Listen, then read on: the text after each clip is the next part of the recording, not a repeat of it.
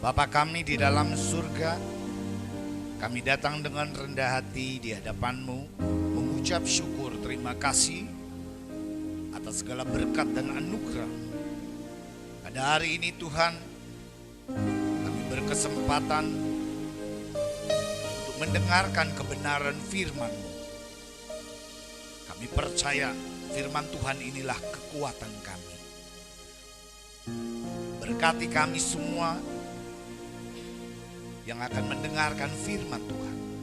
Segala kuasa yang bukan berasal dari Engkau, di dalam nama Tuhan Yesus Kristus kami ikat.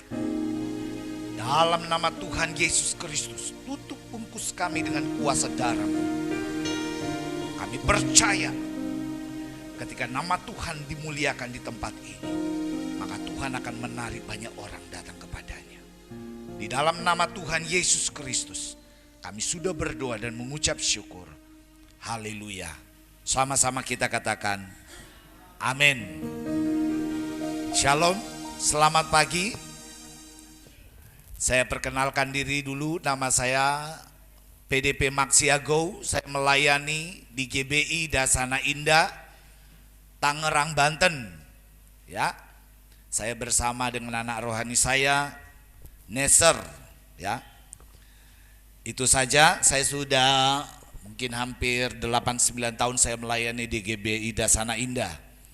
Hari ini kita akan belajar kebenaran firman Tuhan, Matius 13 ayatnya yang ke-19. Matius 13 ayatnya yang ke-19. Kalau kita sudah dapat, kita akan baca ayat ini bersama-sama. Matius 13 ayat 19.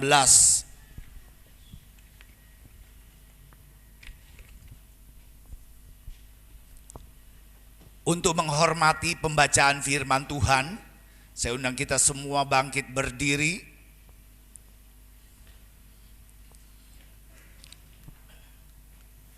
Kita baca bersama-sama. 2, 3. Kepada setiap orang yang mendengar firman tentang kerajaan surga tetapi tidak mengertinya, datanglah si jahat dan merampas yang ditaburkan dalam hati orang itu. Itulah benih yang ditaburkan di pinggir jalan. Silakan duduk kembali. Kata mengerti dalam bahasa Yunani dipakai kata sunemi, ya. Kata ini memiliki beberapa pengertian, ya. Saya dikasih waktu 45 menit. Apa yang dimaksud dengan tidak mengerti? Matius 13 ayatnya yang ke-13, firman Tuhan berkata, itulah sebabnya aku berkata-kata dalam perumpamaan kepada mereka. Ya, karena sekalipun melihat, mereka tidak melihat, dan sekalipun mendengar, mereka tidak mengerti. Orang yang tidak mengerti firman Tuhan itu adalah orang yang buta dan tuli. Saudara tahu orang buta dan tuli? Ya, kalau jalan kemana-mana butuh penuntun. Ya. Banyak anak Tuhan tidak mengerti firman Tuhan. Oleh sebab itu ketika ada persoalan, mereka tidak tahu apa yang harus mereka buat. Ingat, perasaan bisa salah, pikiran bisa keliru, tapi firman Tuhan tidak mungkin keliru. Ya. Contoh, ada satu cerita yang terjadi seorang hamba Tuhan di Papua. Jadi ada seorang anak muda yang harus minum obat, ya, untuk proses kesembuhan. Dan dia berkata, kamu harus percaya kepada Tuhan. Lepaskan obat-obat itu. Tidak lama kemudian anak muda itu drop dan meninggal.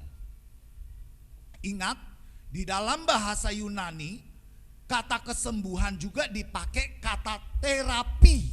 Ya, jadi kalau kita sakit dan harus diterapi dengan obat-obatan, itu alkitabiah. Seringkali kita memberikan satu statement tidak berdasarkan firman Tuhan, tapi yang menurut kita itu apa yang kita rasakan. Semua yang kita rasakan di hadirat Tuhan, di dalam hubungan kita dengan Tuhan, tidak boleh tidak jika tidak didasarkan kepada kebenaran firman Tuhan. Jadi harus ingat baik-baik. Saya banyak melakukan terapi kesembuhan berdasarkan kebenaran firman Tuhan. Bulan lalu ada orang yang hatinya tertutup dengan lemak dan tidak lama kemudian dokter berkata kalau ibu tidak hati-hati maka akan menyebabkan kanker hati. Saya suruh terapi menurut firman Tuhan. Di dalam firman Tuhan di dalam kitab Mazmur, puasa itu menguras lemak.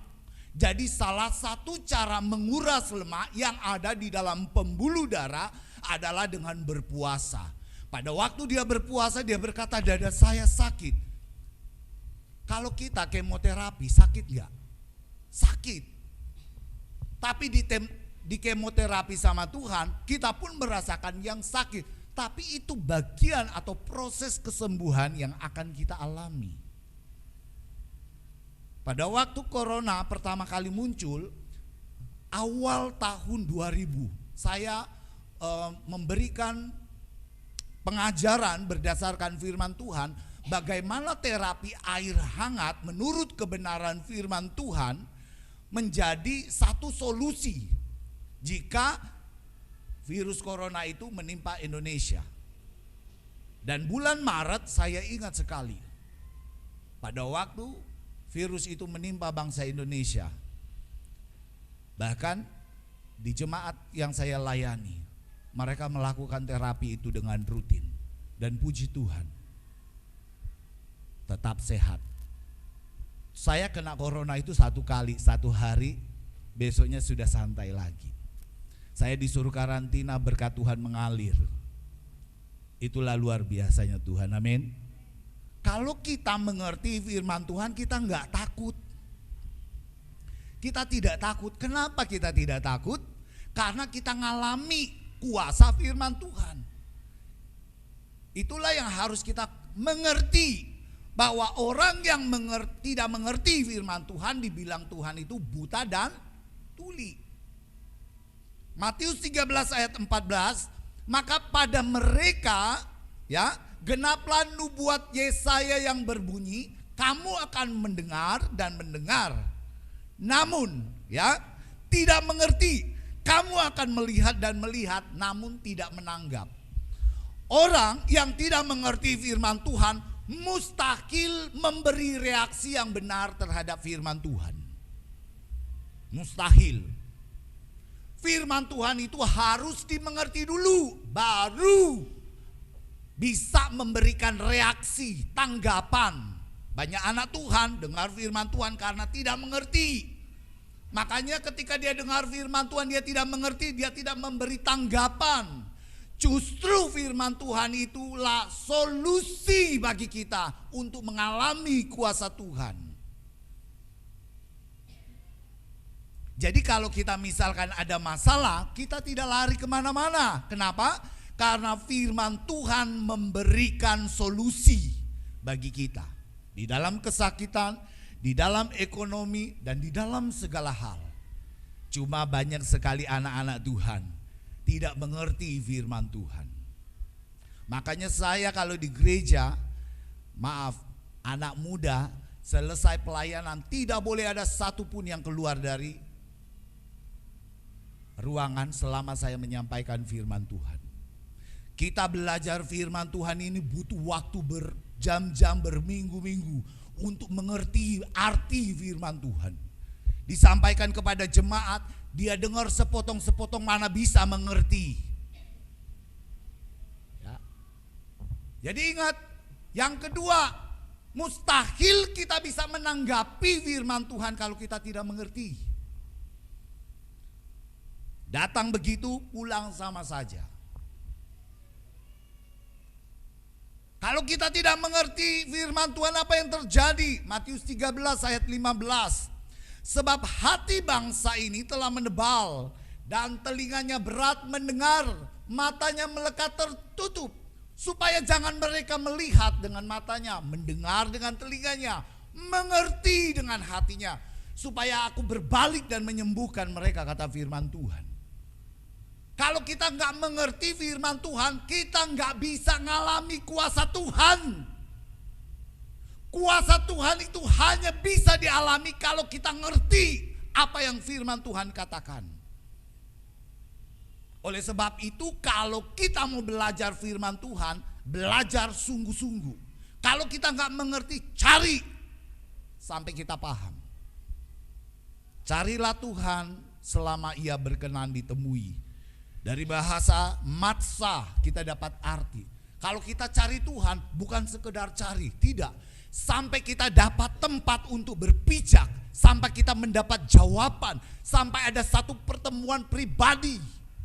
Jadi bukan sekedar bertemu, cari Tuhan, datang ke rumah Tuhan berdoa, 20 menit, 30 menit selesai. Bukan seperti itu cara mencari Tuhan. Mencari Tuhan harus berdasarkan firman Tuhan. Kenapa banyak anak Tuhan tidak bergairah ketika dengar firman Tuhan? Karena tidak mengerti cara Tuhan bekerja. Biasanya kalau sudah sakit, sudah parah, baru sungguh-sungguh. Di dalam firman Tuhan mengatasi penyakit kanker ada. Mengatasi penyakit jantung ada. Kalau kita mengerti, amin.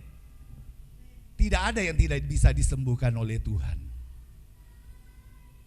Tuhan cuma ingin dimengerti. Kalau kita mengerti firman Tuhan, maka firman Tuhan itu mendapat tempat di hati kita. Tuhan itu melihat hati, betul tidak? Bukan melihat rupa. Kalau kita nggak mengerti firman Tuhan, mustahil firman Tuhan itu dapat tempat di hati kita. Oleh sebab itu firman Tuhan tadi katakan di ayat yang ke-15, dan mengerti dengan hatinya. Jadi bukan mengerti hanya sekedar mendengar. Kata Sunaimi, ya, kata Sunaimi ini memiliki pengertian bertindak bodoh. Jadi orang yang tidak mengerti firman Tuhan itu adalah orang yang bertindak bodoh. Ayatnya mana? Dasar firman Tuhannya mana? 2 Korintus 12 ayat 10. Memang kami tidak berani menggolongkan diri kepada atau membandingkan diri dengan orang-orang tertentu yang memujikan diri sendiri. Mereka mengukur dirinya dengan ukuran mereka sendiri, ya, dan membandingkan dirinya dengan diri mereka sendiri. Alangkah Sunaimi, alangkah bodohnya mereka. Jadi orang yang tidak mengerti firman Tuhan, menurut firman Tuhan adalah orang yang sangat bodoh. Bahasa firman Tuhan memang agak kejam ya. Kalau bodoh-bodoh, kalau tolol-tolol, betul tidak? Oleh sebab itu kita nggak boleh jadi orang bodoh. Mengerti firman Tuhan itu penting karena nikmatnya di situ.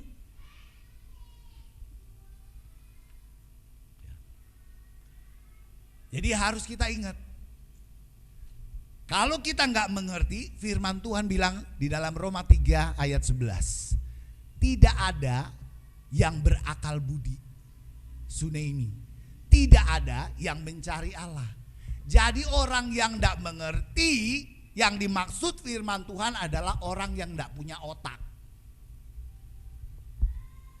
Jadi nggak dipakai otaknya. Ini harus kita perhatikan. Jadi kalau kita ngerti firman Tuhan, otak ini bekerja dengan baik.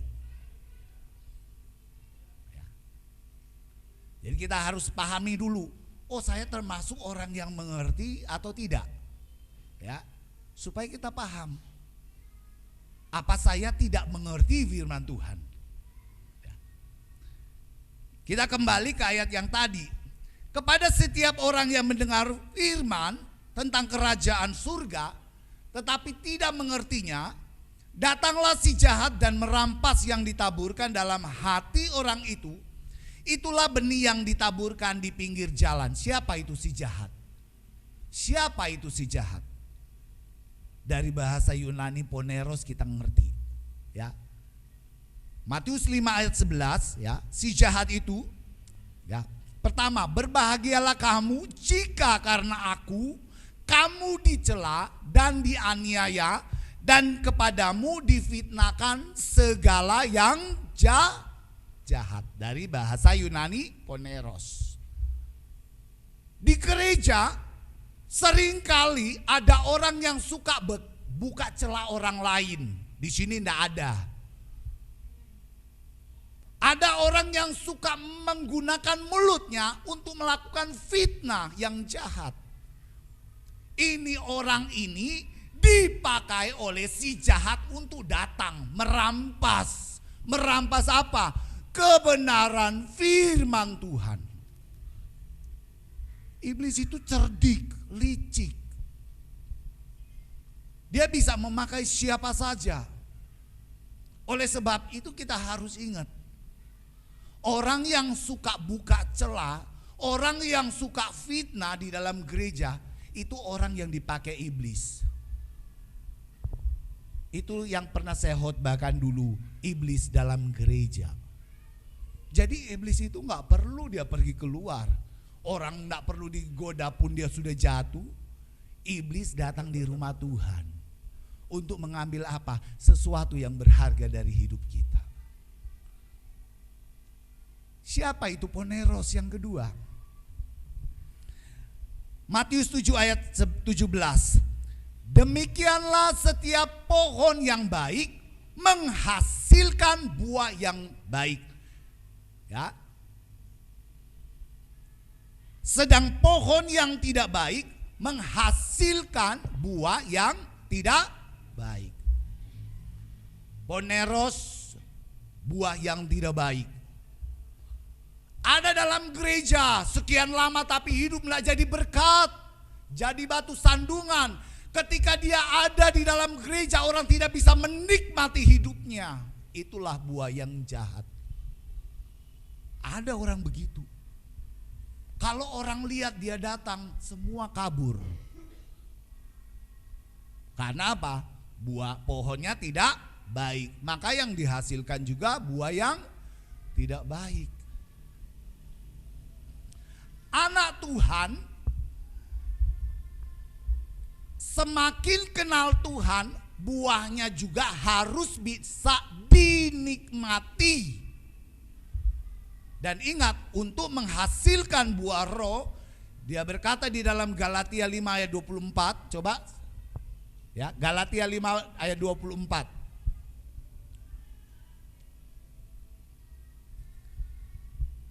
Barang siapa menjadi milik Kristus Yesus, ia apa? Telah menyalibkan daging dengan segala hawa nafsu dan keinginannya. Jadi ingat, buah roh itu cuma bisa muncul kalau kita mengalami yang namanya penyalipan daging. Nggak enak. Boro-boro disalib, cuma diceritain aja tersinggung. Ya kan? Saya sering bilang kepada jemaat, saya nggak peduli jemaat itu banyak di tempat ini. Yang tidak suka boleh pindah gereja, cari gereja. Kalau kamu bisa bertumbuh lebih sehat silahkan. Buat apa kumpul banyak-banyak tapi bodoh? Nol. Gak bertumbuh. Ada di gereja cuma datang untuk tidur. Buat apa? Bagaimana kita bisa mengerti firman Tuhan? Betul tidak? Bagaimana kita bisa mengalami Tuhan? Yang dimaksud dengan poneros di dalam Wahyu 16 ayat 2, maka pergilah malaikat yang pertama dan ia menumpahkan cawannya ke atas bumi, maka timbullah bisul yang jahat dan yang berbahaya atau poneros pada semua orang yang memakai tanda dari binatang itu dan yang menyembah patungnya. Saudara tahu penyakit bisul? Dulu anak rohani saya, adik sepupu saya dari Manado, saya bilang kamu jangan makan telur yang ada di dalam kulkas karena badannya sudah besar. Ya. Ketika saya pergi, telur 1 lusin dia makan habis. Timbul bisul besar. Ya. Pada waktu dia jalan, wah kamu kan bisul ini tidak bisa jalan. Saya jalan. Saya dorong, tidak lama kemudian menetas, baunya minta ampun. Saudara mengerti kalau poneros itu apa? Keberadaannya itu membuat sesuatu yang tidak menyenangkan, aromanya tidak baik. Siapa itu poneros yang dipakai iblis untuk mengambil firman Tuhan dari hidup kita? Itu orang kalau keberadaannya, begitu dia datang ke gereja, aroma busuknya kemana-mana. Orang bisa rasain sakit.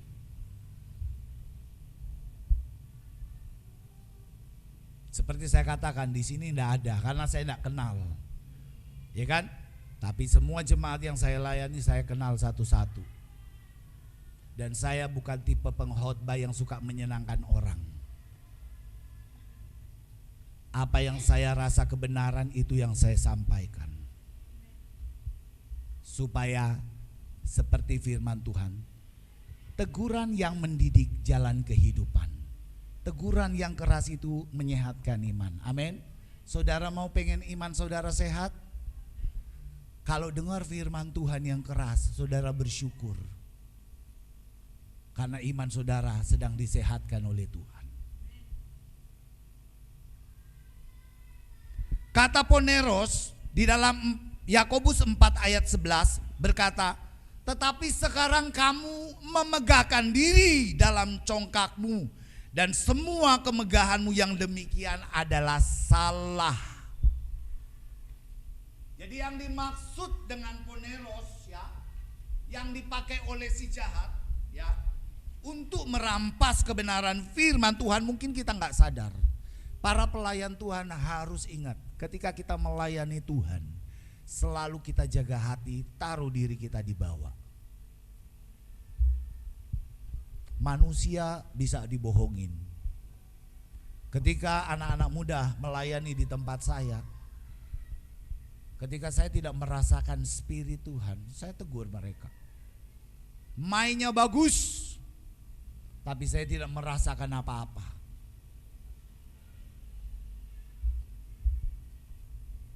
Ingat, apa yang kita presentasikan di sini, yang kita presentasikan di hadirat Tuhan, itu harus ditopang dengan hidup dalam doa. Gak bisa cuma sekedar skill, gak bisa. Harus ada hubungan intim dengan Tuhan. Kita mau ngomong sebagus apapun, kalau tidak dari roh gak bisa. Apa yang dari roh pasti menyentuh roh.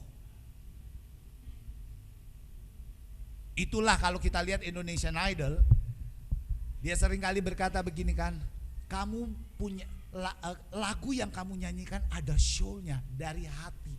Apa yang dari hati menyentuh hati. Tapi kalau kita orang Kristen, apa yang dari roh pasti menyentuh roh. Itulah sebab itu Allah bilang apa? Siapa mau menyembah aku harus menyembah dalam roh dan kebenaran. Itu penting. Masih ada waktu. Kita lihat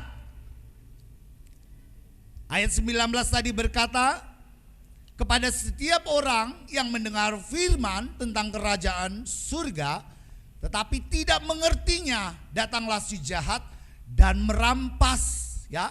Dalam bahasa Yunani dipakai kata harpaso ya. Apa yang dimaksud dengan kata ini harpaso ini ya? Apa yang dirampas iblis dari hidup kita ya? Gambaran ini ada di dalam Matius 12 ayat 29. Firman Tuhan berkata, atau bagaimanakah orang dapat memasuki rumah seseorang yang kuat ya, dan merampas harta bendanya, Apabila tidak diikatnya dahulu orang kuat itu, sesudah diikatnya barulah dapat ia merampok rumah itu. Saudara tahu, kalau saudara tidak mengerti firman Tuhan, mudah sekali iblis masuk dalam hidupmu, mengikat hidupmu, merampas apa yang berharga dalam hidupmu. Bahaya enggak kalau kita enggak mengerti firman Tuhan? Bahaya. Bahaya. Ingat, kita harus mengerti firman Tuhan. Penting. Kalau kita enggak mengerti, mudah sekali begitu ada masalah, semua yang kita miliki dirampas. Contoh yang paling simpel. Pada waktu COVID pertama kali, ada seorang pengusaha sampai jam 3 pagi cari rumah sakit di daerah Tangerang. Tidak dapat rumah sakit pada waktu awal-awal. Rumah sakit nggak berani. Akhirnya direkomendasikan masuk ke rumah sakit Pertamina. 3 minggu karantina nggak ada perubahan. Kemudian ada kenalan saya, telepon saya, "Pak, bagaimana ini, Pak?" Saya bilang, "Coba terapi aja air, tapi diminum yang rutin, ya, 5 menit minum, 5 menit minum, 5 menit minum." Kan air hangat minumnya sedikit-sedikit, betul tidak? Tidak sampai 2 hari, begitu di check up bersih. Amin. Enak enggak kenal Tuhan? Enak. Ada satu hamba Tuhan dari Manado, satu keluarga, mungkin sekitar tanggal 30 akan pulang. Tapi di awal mereka udah kena satu keluarga. Akhirnya mereka terapi. Mereka tanya, "Pak, saya tuh sudah enggak ada uang loh, Pak. Kalau misalkan saya enggak bisa pulang, waduh mateng." Saya bilang terapi aja. Dia beli 4 galon sekaligus, dia minum terus. Begitu dicek, dalam jangka waktu 4 hari enggak masuk rumah sakit, pulih seperti sedia kala. Pada waktu kita kena sakit, demam, tubuh itu memberi sinyal bahwa kita kekurangan cairan. Betul tidak? Oleh sebab itu kalau kita kekurangan cairan, harus disuplai cairan. Kenapa air hangat menurut firman Tuhan? Air hangat ini membantu mengembalikan persediaan air dalam tubuh, menjaga suhu tubuh tidak turun maupun naik. Luar biasa firman Tuhan. Cuma kalau kita tidak mengerti nggak bisa. Betul tidak? Tapi kalau kita mengerti firman Tuhan itu dahsyat. Ya. Yang dimaksud dengan apa yang terjadi jika firman itu dirampas, dari kata Yunani harpaso, ya. Jadi kalau bahasa Ibrani untuk perjanjian lama, perjanjian baru pakai bahasa Yunani. Karena dari perjanjian baru kalau kita baca teks aslinya itu jelas sekali. Yang dimaksud dengan kata merampas harpaso itu Yohanes 10 ayat 28. Dia berkata, "Dan aku," kata firman Tuhan, "akan memberikan hidup yang kekal dan mereka tidak akan binasa." Ya. Dan seorang pun tidak dapat merebut mereka dari tanganku. Jadi kalau kita mengerti firman Tuhan, ya, kita mengalami yang namanya hidup kekal bersama Tuhan. Kita tidak binasa. Jadi ingat, mustahil orang bisa menjalani hidup bersama Tuhan kalau dia tidak mengerti firman Tuhan. Mustahil. Karena bagaimana mungkin dia bisa melakukan, ya. Nah, ayatnya yang terakhir, Matius 11 ayat 12. "Sejak tampilnya Yohanes Pembaptis hingga sekarang, kerajaan sorga diserong dan orang yang menyerongnya, ya, berusaha atau mencoba menguasainya." Iblis itu pintar loh saudara. Jangan saudara berpikir iblis itu tidak cerdik. Kalau kita nggak ngerti firman Tuhan, kita nggak melakukan tepat seperti apa yang firman Tuhan katakan, maka akan terjadi penyimpangan dalam hidup kita. Percuma pergi ke gereja besar kalau saudara tidak berubah. Berubah apa? Karakternya. Percuma. Tuhan tidak terpesona dengan indahnya suara, permainan musik yang indah, gereja yang megah. Tuhan tidak terpesona. Tapi Tuhan terpesona kalau kita punya hati seperti yang Tuhan mau. Hati yang dibentuk lewat sesuatu yang menyakitkan.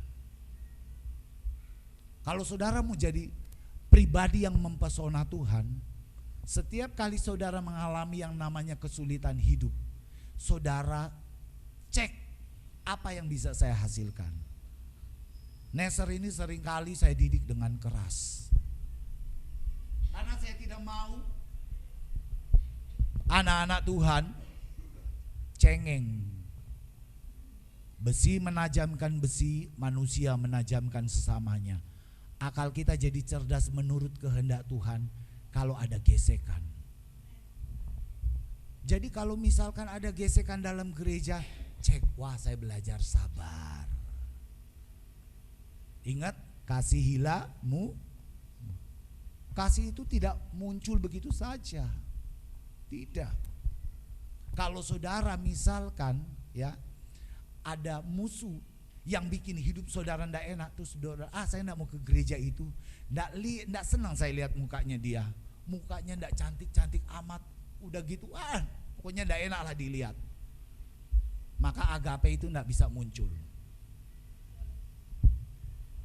Jadi ingat, kasih dalam bahasa Yunani ada 4, ya.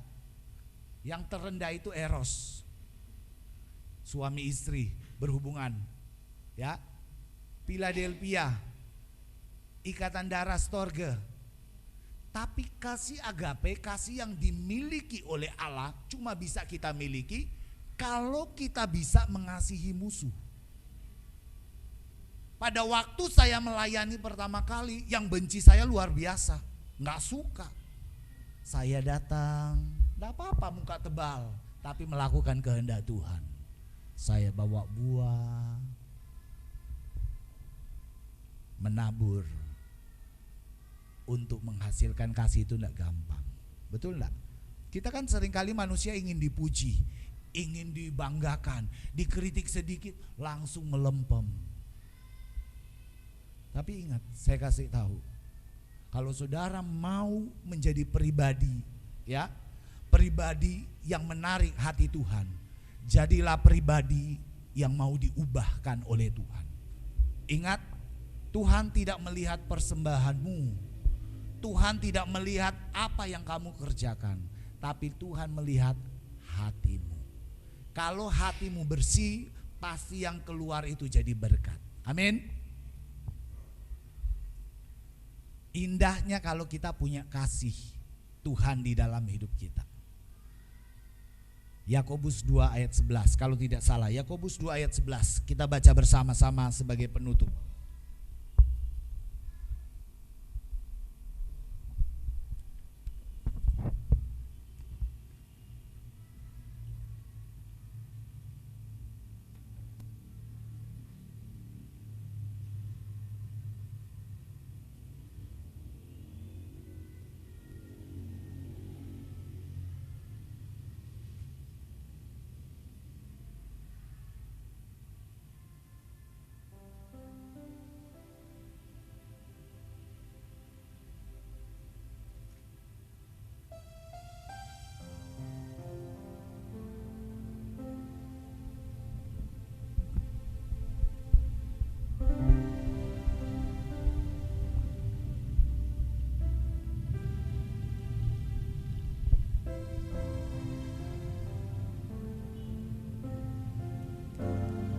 Saya lupa ayatnya, tapi ayat itu berbunyi begini, ya.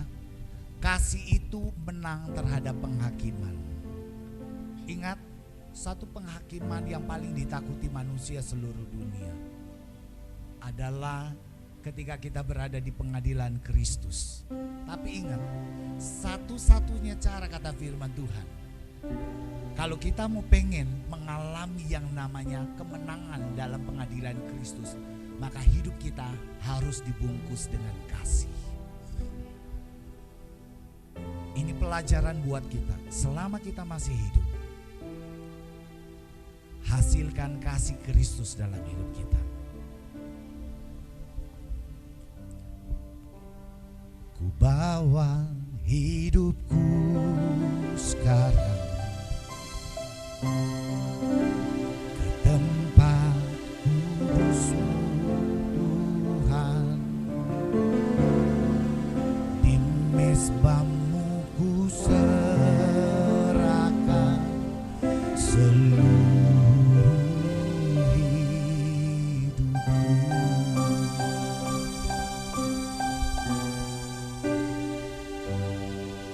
Penuhi hatiku sekarang dengan urapan yang